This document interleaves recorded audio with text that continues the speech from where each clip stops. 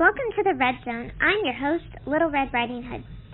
This week, we're going to be recapping my visit to Granny's house, which went well for the most part, but it had its ups and downs.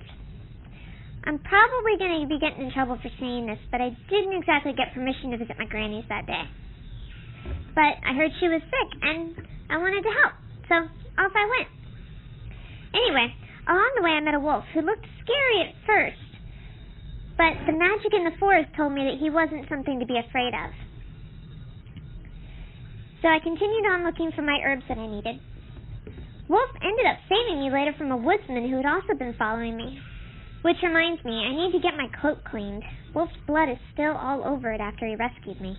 We got to Granny's house a few hours after I left home, and I called my mom to let her know we were safe. Of course, she probably didn't know who I was talking about when I said we, so I guess she'll just have to find out when Wolf and I get home tonight. Granny felt better after a few cups of herbal tea, and she showed Wolf around the cottage.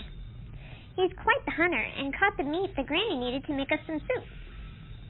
It was a nice little visit, with Wolf climbing into Granny's bed after dinner now, and me and Granny spent some time swapping stories.